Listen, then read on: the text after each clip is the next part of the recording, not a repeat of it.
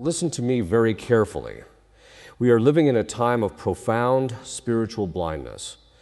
People walk through life assuming that what they see is all there is, but I am here to tell you from the front lines of the spiritual war that the veil is thinning, and what is leaking through is causing chaos. I have performed thousands of exorcisms.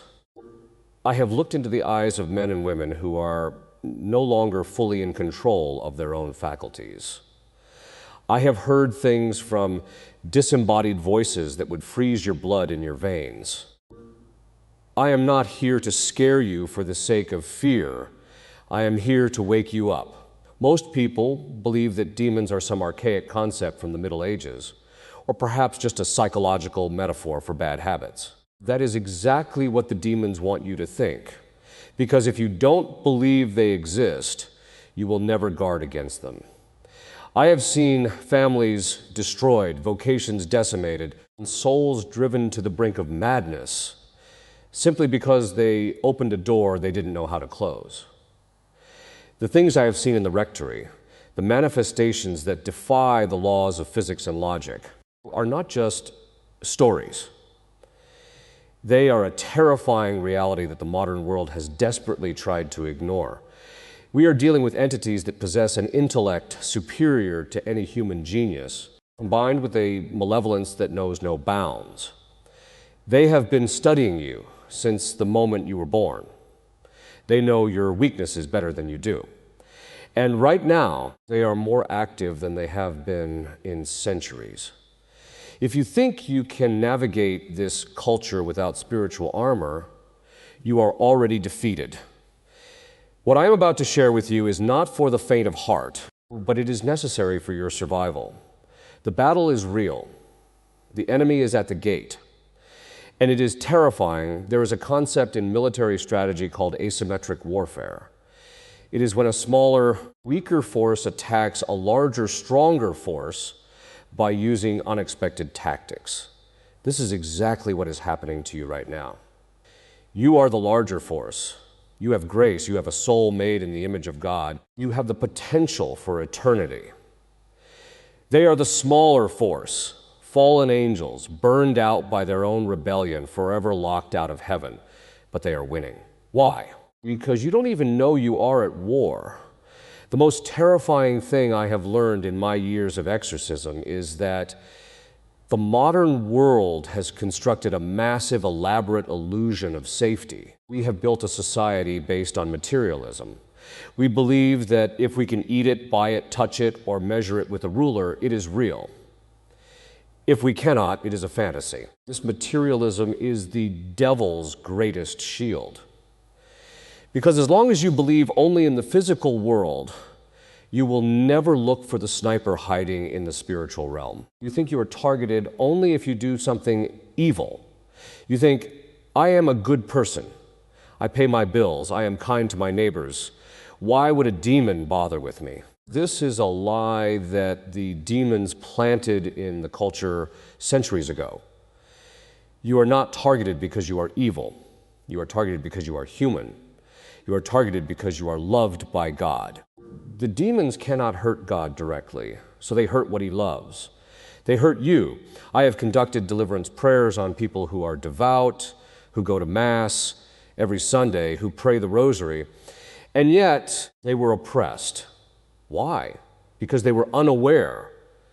They had chinks in their armor. They were watching television shows that glorified witchcraft, thinking it was just entertainment. They were holding on to grudges, thinking it was just a feeling. They were engaging in New Age practices like yoga or Reiki, thinking it was just health and wellness. These are not innocent activities. In the spiritual realm, they are open doors. Let me tell you a story that illustrates this perfectly. I was working with a young man, a computer programmer, very logical, very rational.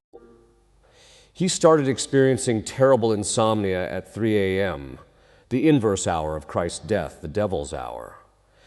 He would wake up feeling a crushing weight on his chest, unable to move, sensing a presence in the corner of the room.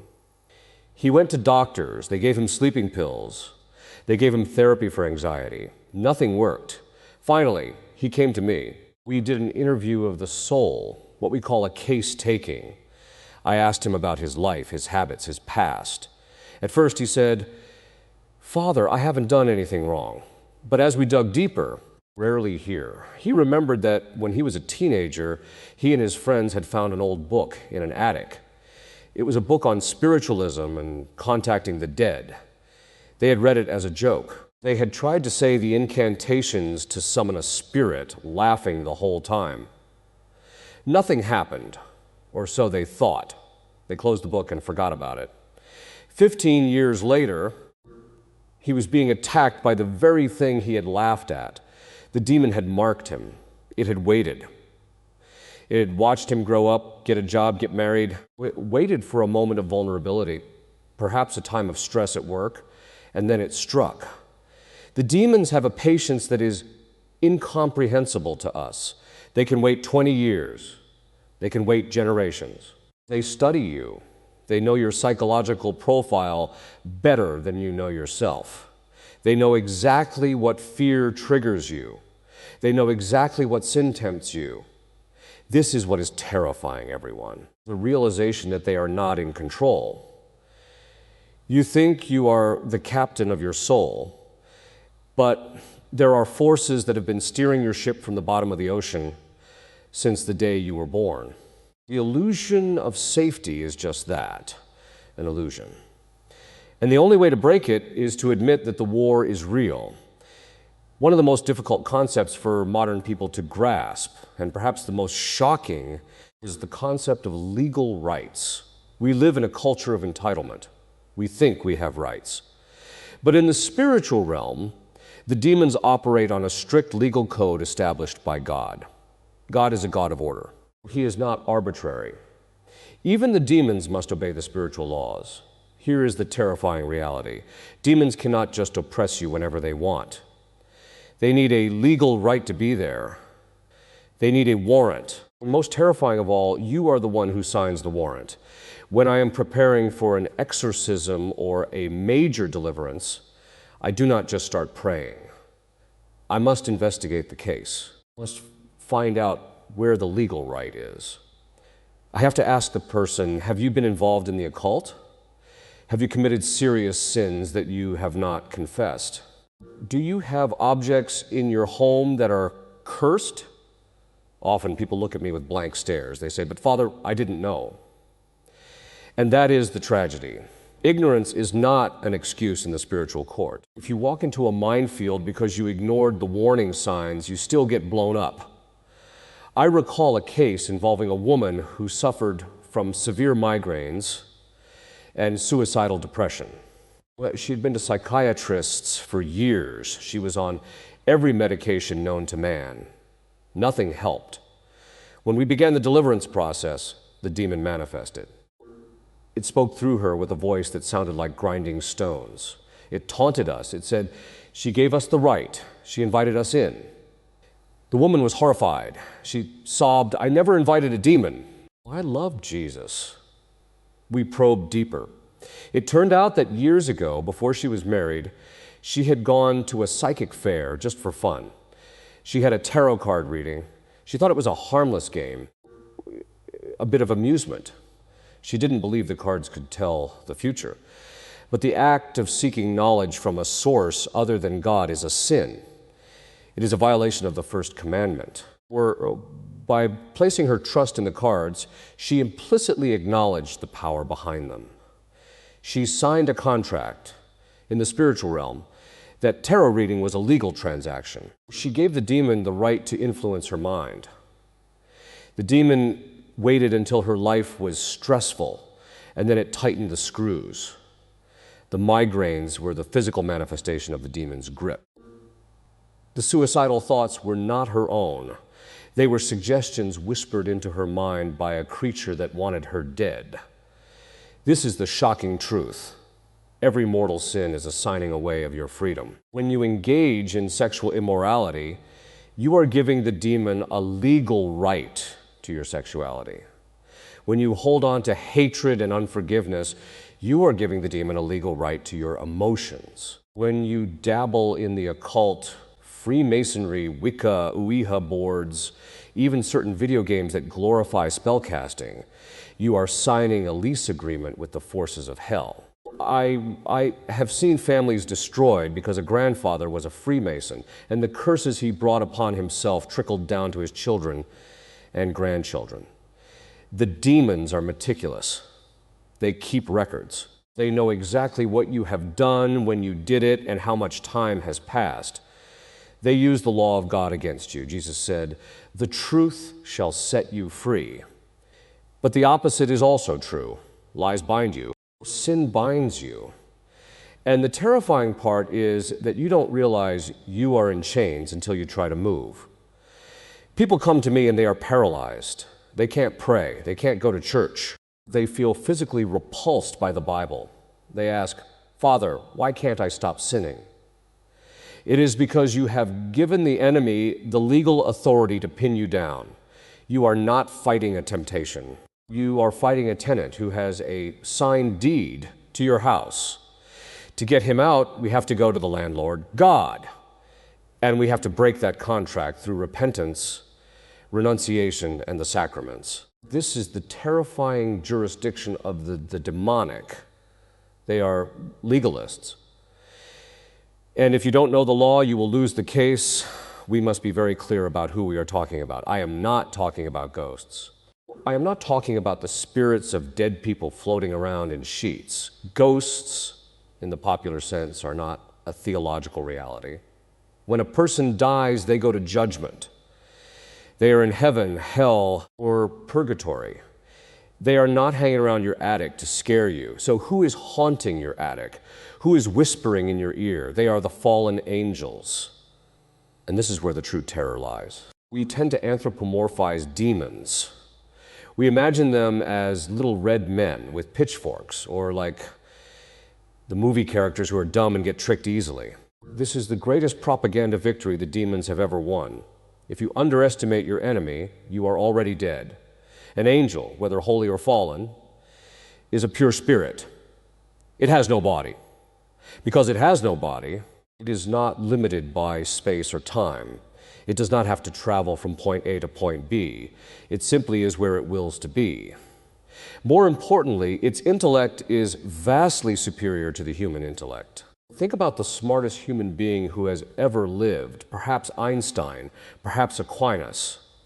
Now imagine an intellect that is millions of times sharper, faster, and deeper than that. That is a demon. They know everything that can be known from the moment of their creation. They do not have to learn in the way we do. They apprehend reality instantly. Now, take that intellect and strip it of all love, all charity, all patience, all goodness. Fill it entirely with pride, envy, and hatred. Let it fester in that state for thousands of years. That is what is oppressing you. This is why spiritual warfare is so dangerous. You are playing chess with a grandmaster while you are still learning how the pieces move. I have seen this intellect in action during exorcisms. We'll say a prayer, a simple prayer, and the demon will react with a sophisticated theological argument. They know Latin. They know Greek. They know the Bible better than most Christians. They will quote scripture to me, twisting it, trying to confuse me. They are constantly probing, looking for weakness. They are listening to everything I say. They are listening to everything you say. I remember praying for a man who was struggling with an addiction to pornography. It was a typical case. But as I prayed, the demon began to laugh. It spoke through the man and said, he doesn't want to be free. He loves the filth. He tells himself he wants to stop, but deep down, he enjoys the power he feels over the women he watches. The demon knew the man's heart better than the man did, knew the secret motivations that the man was hiding even from himself. The demon had been analyzing his soul for years. It knew that the man's primary sin was not lust, but pride. The lust was just a symptom. The demon was feeding the pride. That is the level of sophistication we are dealing with. They also understand human psychology perfectly. They know your triggers. If you are struggling with loneliness, they will send someone into your life who offers you a false version of love. If you are struggling with insecurity, they will tempt you with power. They tailor the temptation specifically to you. It is not a generic temptation, it is a custom-made trap. Furthermore, because they are pure spirits, they can affect your imagination directly. They can project images into your mind. You might be praying, trying to focus on God, and suddenly a violent or obscene image pops into your head. You think, oh my gosh, I am a terrible person for thinking this. But it wasn't you, it was them. They are trying to shame you. They are trying to get you to give up on prayer. The terror of the demonic nature is that you are fighting an enemy that can read your mind, move faster than thought, and never sleeps. And they are organized. They have a hierarchy, they have generals, they have foot soldiers, they coordinate their attacks. The demon attacking your family might be working in concert with the demon attacking your church. It is a vast interdimensional army dedicated to your destruction. And the worst part is you can't see them. You only see the wreckage they leave behind. In my early years as a priest, if someone came to me claiming demonic oppression, it was rare, maybe once every few years. Today, my schedule is full. I cannot keep up with the requests for exorcisms and deliverance. We are seeing a tsunami of demonic activity. Why? What changed? We changed. We opened the door. We are living in the midst of an occult explosion. But it is not the occult of the past. It is not people in robes dancing in the woods at midnight, though that does happen. It is the occult sanitized, packaged, and sold to you as entertainment, as self-help, and as culture. I am talking about the things you have in your home right now. Do you have children? Do you know what video games they are playing? I have seen games that require the player to cast spells, summon spirits, and make pacts with dark gods in order to advance in the game. The player performs the motions of a ritual on the screen. In the spiritual realm, this is a practice of magic. It doesn't matter if it's pixels on a screen. The will of the player is engaged in invoking demonic power. The demons take that invocation seriously. Where I have seen teenagers brought to me who are suffering from severe hallucinations and personality changes after binge-watching TV shows about witchcraft and necromancy. They think it's just a story, but the visual of the spell, the incantation spoken in the show, opens a doorway. The demon enters through the senses, through the eyes and the ears, and finds a home in the soul. Then there is the New Age movement. This is perhaps the most dangerous because it appears so good. It talks about energy, vibrations, chakras, and higher consciousness. People go to yoga classes thinking they are just stretching. But yoga is inherently a spiritual practice rooted in Hinduism. It is an offering to false gods. When you say namaste, you are bowing to the God within. When you practice Reiki, you are acting as a channel for a spirit. They call it universal life energy. I call it a demonic entity masquerading as light. Rarely, I had a woman who came to me for deliverance. She was a nurse, very kind, very professional. She had started practicing Reiki to help her patients relax. After a few months, she started hearing voices. She started feeling a dark presence hovering over her left shoulder. She couldn't sleep. She felt drained of energy. When I prayed over her, the demon manifested immediately. It was angry. It said, "She is ours." She gave us her hands. This nurse had inadvertently dedicated her hands to a demonic spirit under the guise of healing. She didn't know. She was just trying to help people. But ignorance did not protect her. The demon had a right to her because she had engaged in the practice. This is happening everywhere. Acupuncture, if not stripped of its spiritual roots, can be a gateway. Certain types of music, especially heavy metal or rap that contains backward masking or explicit lyrical content glorifying Satan, opens the soul. Even the Enneagram personality test, in its modern popular form, often borrows from occult traditions. People are obsessed with knowing their type, not realizing that they are submitting their psyche to a system that is often manipulated by spiritual forces. We have desacralized our world. We have removed the crucifixes from the classrooms. We have taken the 10 Commandments off the walls. We have emptied the churches, and nature abhors a vacuum. When you kick God out, the demons rush in. We are seeing infestations in houses that are not haunted in the movie sense, but are spiritually unclean. I have walked into homes where the air felt heavy and oppressive simply because of the library of books on the shelf. Books on witchcraft, books on astrology, books on false philosophy. Objects act as anchors. A Ouija board is a lightning rod for demons. A tarot deck is a summoning circle. People ask me, Father, is it really that serious? Yes, it is that serious. The demons are using the modern media and the wellness industry to infiltrate every Christian home in the West. They are coming through the screen. They are coming through the speaker. They are coming through the yoga mat. And we are letting them in because we have lost the sense of the sacred. We've lost the ability to discern the holy from the profane. And the terrifying part is, once they are in, they do not want to leave. Up until now, I have been talking to you about the psychological and spiritual aspects of demonic oppression. But I need to tell you about the physical aspect, because people often ask, can a demon actually hurt me? Can they touch me? The answer is yes, and it is terrifying. Demons are pure spirits, so they do not have bodies. But they can manipulate physical matter. They can move things. They can make noise. And they can affect the human body directly. I have been in rooms where the temperature dropped 20 degrees in 10 seconds. Not because the air conditioner turned on, but because a massive presence of evil had entered.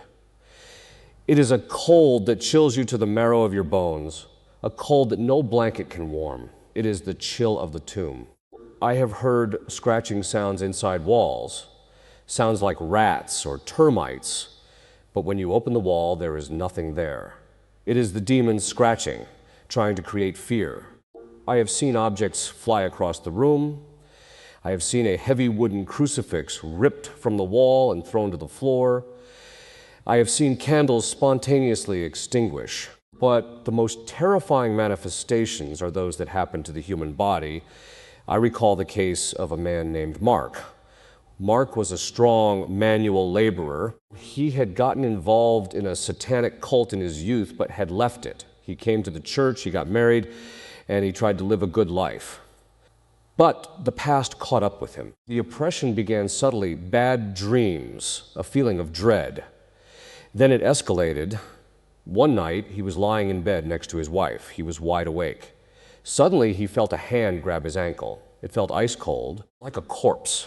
He tried to kick, but his leg was paralyzed. Then he felt a second hand grab his other ankle. He felt a weight climbing up the bed, onto his legs, onto his chest.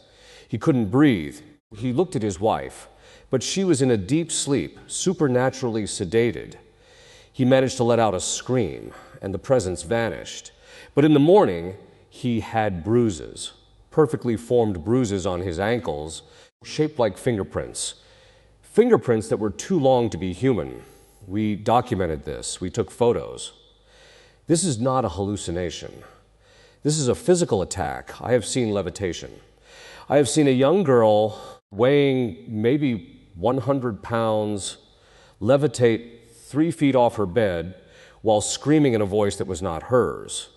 It takes an immense amount of demonic energy to do that, but they can do it. I have seen the stigmata of the devil, scratches appearing on people's skin, forming words or symbols, often during prayer. I have dealt with medical cases where doctors are baffled. A person has seizures, but the EEG shows no epileptic activity. They have blindness, but the optic nerve is healthy. The symptoms are real, but the cause is not medical, it is demonic. The demon is suppressing the function of the brain or the nerves to inflict suffering. The physical torment is designed to break you. It is designed to make you despair. They want you to think, God has abandoned me. If this is happening to me, there is no hope.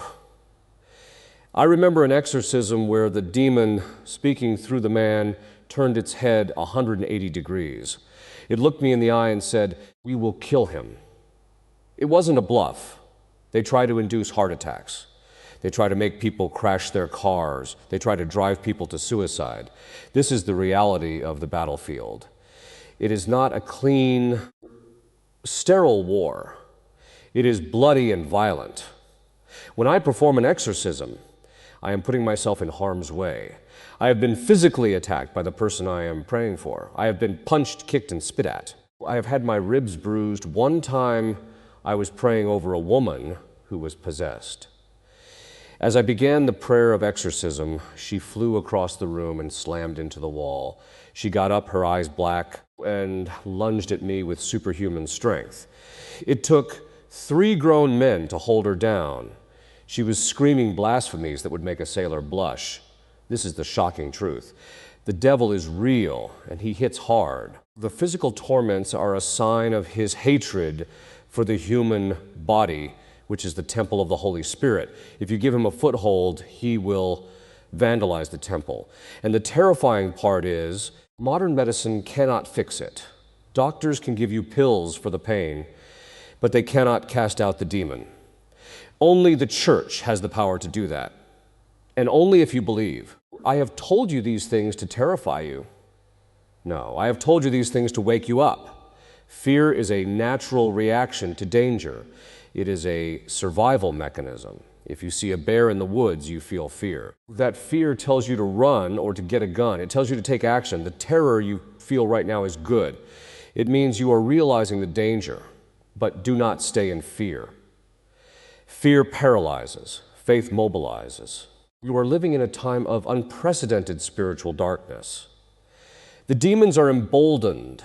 They are roaming the earth, seeking whom they may devour. You cannot afford to be passive. You cannot afford to be lukewarm. The lukewarm are the first to be eaten. So how do you survive? How do you protect your family? How do you ensure that you are not the next victim of this terrifying reality? First, you must get your life in the state of grace. There is no armor stronger than the state of grace. If you are in a state of mortal sin, you are spiritually naked. You have no protection. You must go to confession. And I don't mean once a year. I mean regularly. Frequent confession is a shield. It burns away the legal rights the demons have over you. Every time you confess your sins with true contrition, the devil's paperwork is burned. He loses his grip on you. Second, you must pray the rosary every single day. I cannot stress this enough. The rosary is the weapon that the Blessed Mother has given us for these times. The demons hate the rosary. They fear it. I have seen people oppressed by demons who could not even touch a rosary without feeling intense pain. It is like touching a hot iron to them. If you want to keep the demons away from your home, pray the rosary as a family. Make your home a fortress of prayer. Third, you must cleanse your environment. Look around your house. Be ruthless. Get rid of anything that is occult, tarot cards, Ouija boards, occult books, dream catchers, which are shamanistic, crystals, amulets, charms. Burn them. Do not sell them. Do not give them to Goodwill. Destroy them. Do not bring cursed objects into your home. If you are unsure about something, throw it out. It is better to lose a possession than to lose your soul. Fourth, use the sacramentals. Holy water is not just blessed water. It is a weapon. Sprinkle it in your home. Bless your children with it. Keep it near your bed. Wear the brown scapular of Our Lady of Mount Carmel. Wear the miraculous medal. These are not superstitions. They are signs of our allegiance to Christ and His Mother. They are physical marks of protection that the demons must respect. Fifth, fast. The demons often cannot be cast out except by prayer and fasting. Fasting weakens the flesh and strengthens the spirit. It humbles us.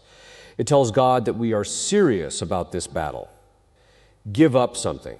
Give up meat on Fridays. Give up social media. Offer that sacrifice.